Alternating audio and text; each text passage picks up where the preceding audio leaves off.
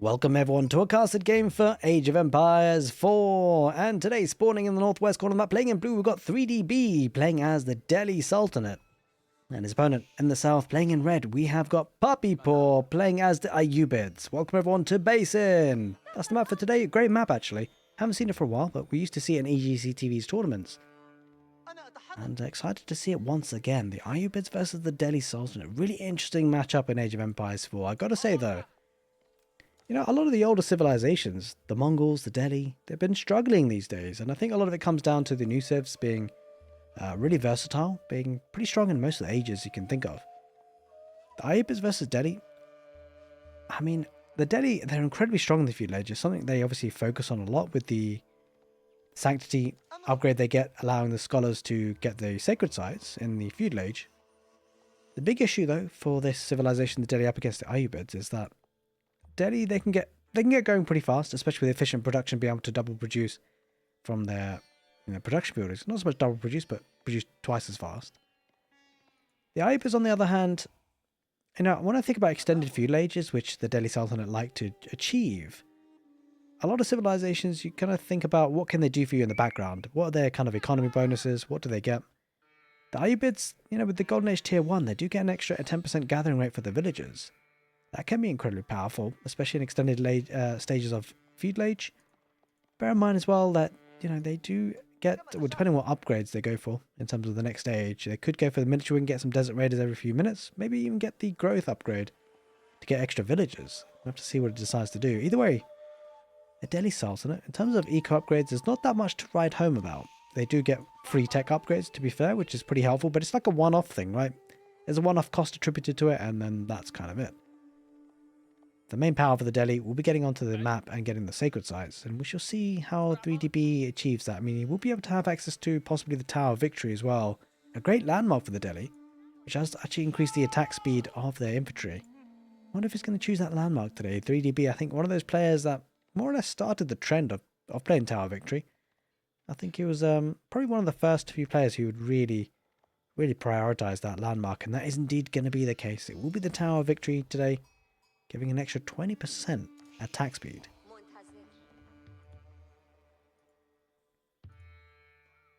And it will be growth in the end actually for the ayyubids. So yeah, I mean, I like this. I like this play. Sometimes you do see growth being used as the castle age tech up. I think though, generally, if you're facing up against a civilization you expect to be against in the feudal age for quite some time, growth can be a really nice power spike with 3 extra villagers. And puppypaw looking to take advantage of that. Now, I would like to say a very big thank you for everyone supporting the channel, whether it be on Twitch or on YouTube, guys. Absolute legends. Thank you, thank you, thank you, thank you. It's been a great few months, actually. Been enjoying Age of Empires 4 for sure, so long may that continue. And I'd like to say a very big thank you for you guys, because, of course, kind of makes it all fun. I am streaming live on Twitch these days. I am actually streaming this game live on Twitch as well, so do come and say hello if you're watching on the YouTube side of things and haven't yet caught me on Twitch. I shall be happy to see you guys there if you so wish to come. Going to be getting wheelbarrow, of course, the Delhi. They can queue up everything they want to, really, at this point. Now, with map generation, that could be quite critical in terms of gold spots. Gold on the right side. I mean, Basin is relatively quite open as a map, so it does favour tempo-aggressive civilizations. For example, the Delhi Sultanate, of course. They can be pretty fast on their feet. Now, in terms of army composition, that's going to be kind of interesting. Of course, the Delhi do posture towards getting a stable nice and early. Ghazi Raiders is kind of one of their hallmark units. I think it's a great unit for the Delhi in many ways, because if they are up against a civilization that can kind of take up to the castle age at a good pace, which the ayyubids, of course, are one of those civilizations. The Ghazi Raiders, the extra +2 attack bonus on heavily armored units, they can hold their own for a little while in the feudal age. And of course, the Delhi do love to use that mobility of that unit. Nothing in place just yet. Just needs a little bit of extra wood. The question is whether he goes for a blacksmith first or the production building. Of course, an extra 3 villagers here for puppypaw and the ayyubids, courtesy of that growth upgrade to the next stage. Going to be archer range built, which can actually obviously make archers, but maybe even think about again some desert raiders. We'll have to see. And there is that stable. Stable first. And I suspect blacksmith to follow a little bit later.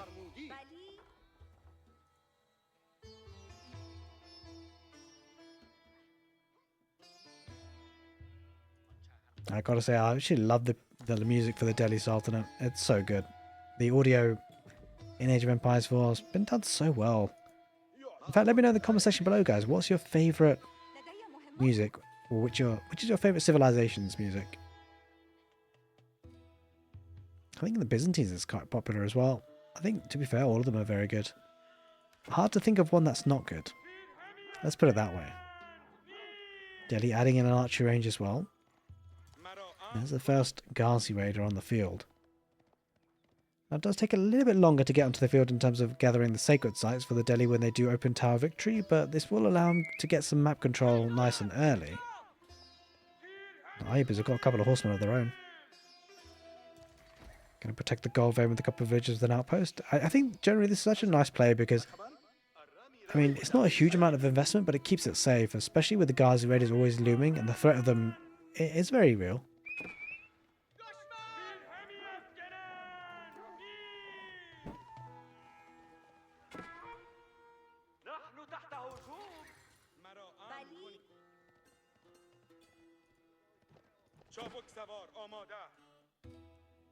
Going right towards the gold vein there.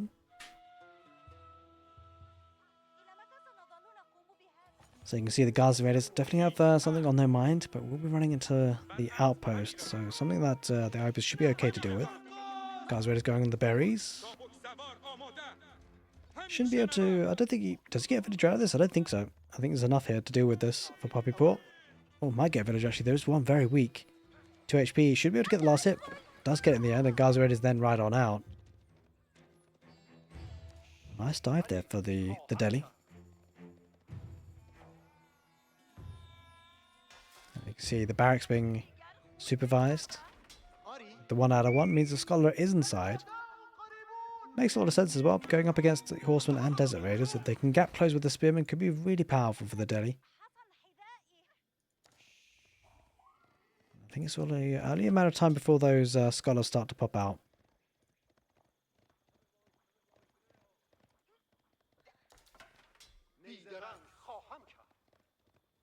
One thing to consider as well, by the way, is food, of course. The map is a bit of a tricky one in terms of food, often in very exposed areas. As you can see, the deer and the berries quite far forward of the Delhi, so it seems like obviously it will favour if a civilization can get map control. Because this source of food could be really critical. Does have a deer camp around the back here, puppypaw.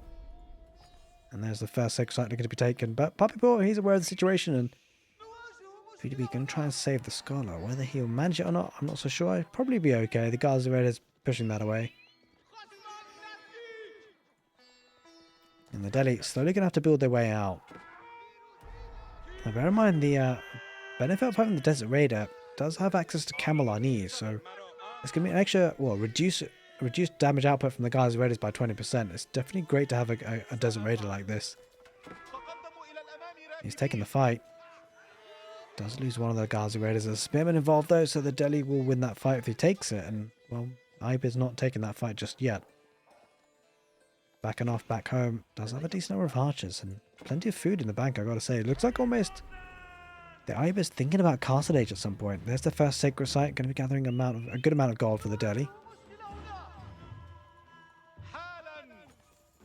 Needs to not engage that. Might actually lose the Desert Raider to the Ghazi Raider does in fact. So the Camel on knees is now not a thing there in that situation.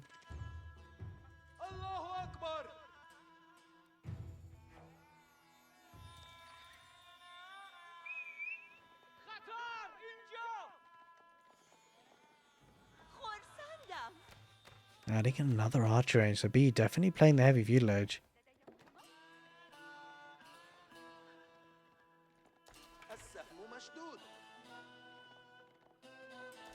He's on the berries on the right side, and with the growth upgrade, by the way, it does get an extra 50 food per berry patch, and the ayyubids already get an extra 100, so it's a very nice upgrade. And all of a sudden, this is looking a bit tricky, right? Unit numbers are looking decent for the Delhi. He's getting the sacred sites, and I wonder where the Delhi will look to get a market just to balance the economy, just buy food and wood, whatever he needs with the gold he ends up getting from the sacred sites. Could be an option. We focus down the middle. The scholar might need to back away. There's not too much in the way of army here for the Delhi, although a couple of spearmen pushing on in now. Actually, should be fine. Like, this is the crazy thing about spearmen. Like, 1 or 2 of them can just change the dynamics of a fight in a big way against horseman numbers like that. In fact, there's a lot of spearmen. We could actually possibly invest in some palisades in the sacred site. Is actually good for the palisades in the north, protecting the berries at the back. Of course, both these civilizations have some really nice berry bonuses. It has invested into Aristots as well here, puppypaw, just to make sure the gold is nice, safe and secure on this right side. Palisades on the west side, but actually it does go up in the end, but the guys have already managed to sneak through. He should torch it down, but I don't think he really pushes in this direction. Just not enough of them, really. Yeah, he has to back away, of course. Army grouping together down the middle, and yeah, I gotta say, this is where things become really scary about the Delhi. Sort of 12 minutes in, this is where they start to really ramp up production. Of course, they save a lot of wood for the lack of needing extra production buildings. Of course, just get a scholar inside, and hey presto, you've got a massively increased production speed.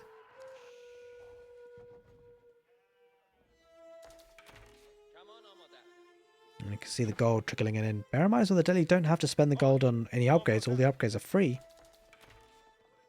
So the excess gold coming in just either saves up for the castle age or just trades it in for food and wood for more feudal age units. And maybe even thinking of getting this sacred site, which is really close to puppypaw's base. I mean, if you can take this, it offers so much benefits for the Delhi, right? Because this is like a staging ground. This is an area to protect. And really with an army, what you want to have is, you don't want to have too many places to protect. Otherwise you thin your army numbers down and it becomes difficult to consolidate. The map, however, based on how it is, this sacred site here, this is going to be a focus, potentially. Because ultimately, like, the ayyubids, if they want to try and push the other sacred sites, it kind of leaves them exposed, right? There's not a lot of gap or distance between this sacred site and the base. So if the ayyubids do go for, say, the middle sacred site instead, now that just gives a signal for the Delhi then to push on in, and he's going to do that anyway.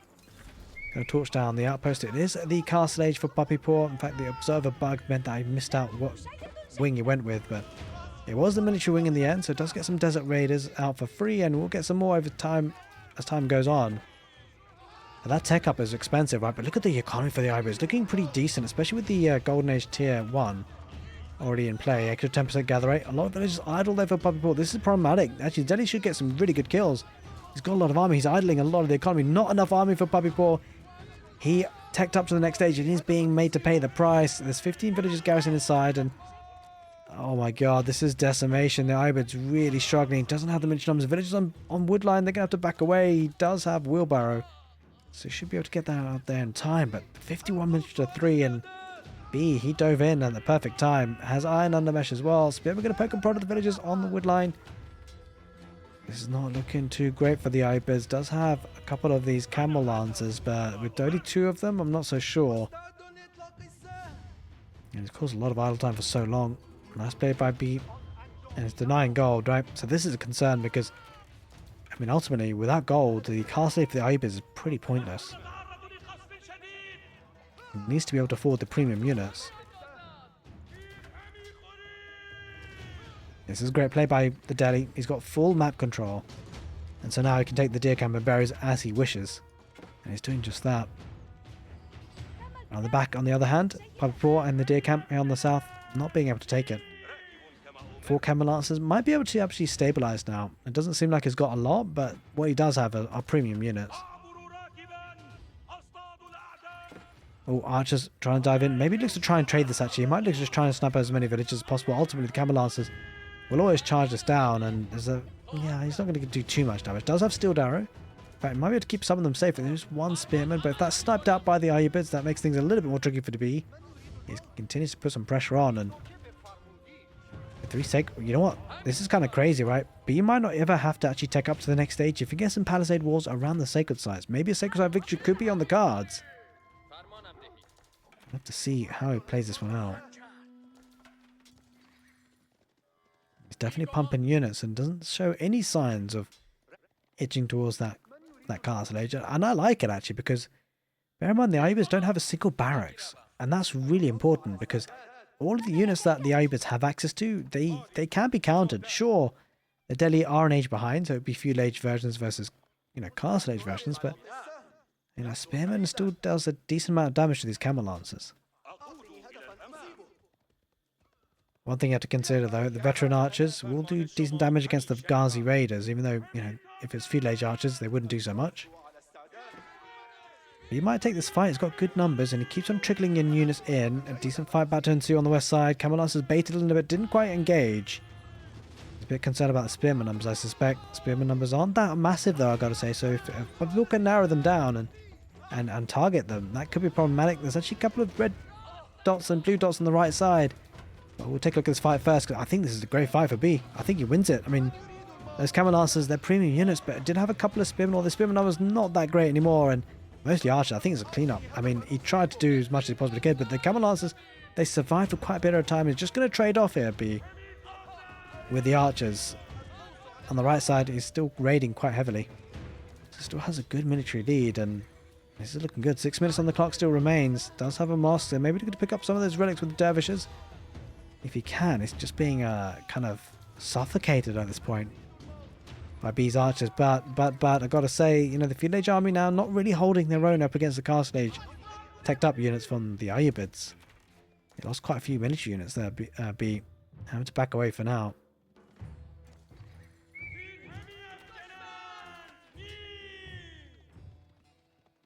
Three Desert Raiders almost right into the Spearman, but B didn't spot it. He's grouping up together once again. 5.5 minutes on the Sacred Site timer. It's not a lot of time. This could go either way. Feels like puppypaw will have a really good power spike in the next sort of 3-4 minutes, but that's going to be cutting it fine to deny the Sacred Site. We shall see if he manages it. And it certainly looks like B is he's all full Field Age at this point. Just a couple of Desert Raiders on the right side. I mean, this is not something that B can afford to let happen, actually. I think it's a really important win condition for him, because he shows no signs of going to the Castle Age. He's going to be aggressive himself and just send a couple of units. Decent number of Ghazi Raiders, I guess. Looking to raid around the back. There's actually quite a few spots to hit here. Deer Camp and Gold and the Wood Line. Camelot is getting involved. There is a Dervish, but the Ghazi Raiders should take that down in the end. Bear in mind, of course, the Ghazi Raiders, the extra +2 damage against heavily armoured units. Pretty helpful, of course, in these sorts of fights. He's backing away, though, B. At least for now.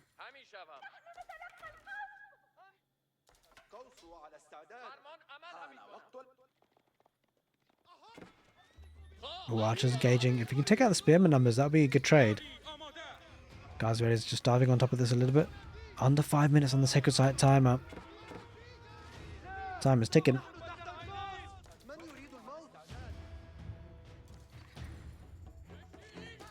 I mean, Spearman just chasing down. I mean, B's on a mission here. That's a lot of Spearmen as well, so Cavalry can't get involved. Wololo going off, and B... Wait, what's B doing? What's he doing? He's going into it! Oh, he snipes it in the end. Phew, he snipes it with the archers. Okay. He had the ranged units after all. I think without the archers, that could have been problematic for sure. He sniped it, a decent number of archers, of course, and he's going to engage on that wood line. Oh, God. Okay, I mean, this should be an okay-ish trade for B. It is Field Age versus Castle Age, but, I mean, he's got good numbers, and he is diving in with a couple of spearmen on that wood line as well. He's still got good numbers, B. Trickling in. You can see the sea of blue units just walking their way across the map, across the basin. Puppypaw finding it a bit difficult to stabilise. I've got to say, he's losing some villagers as well, so this is not looking too great. He's killed 16 villagers so far, but the archer numbers now are going to start to dwindle. Their relevancy is slowly reducing in this match. And he's backing away. But there comes a point, actually, with the unit numbers starting to climb up for Puppypaw. Blacksmith upgrades in. I think he should be able to hold. And this is where a situation becomes where Delhi might need to tech up to the next stage. Only 3 minutes on the ticking timer, though, so there's a decision to be made. I mean, B could justify just staying in the Field Age and trying camping this Sacred Site. No need to be too crazy about it. Puppypaw, I mean, he needs to get on the map. He needs to get this quickly. And it's got to be this Sacred Site, right? It's got to be. But B, keeping his arm in the west side, I'm pretty surprised that he's not heading that direction now. Only 3 minutes remaining.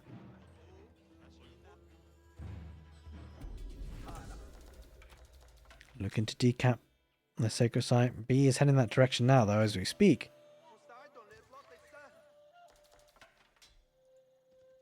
Ibis have one relic in play. About to get a second. They should be able to keep the Sacred Site. Yeah, there's no way that's going to be decapped. Oh, villagers coming on the right side as well. He was thinking about taking the deer. Okay, that's kind of crazy. Gonna look to get an outpost. Yeah, I think this is the right play, really. But he doesn't really have enough wood to do much else. He needs to buy wood, I think, at this point. He should have a market.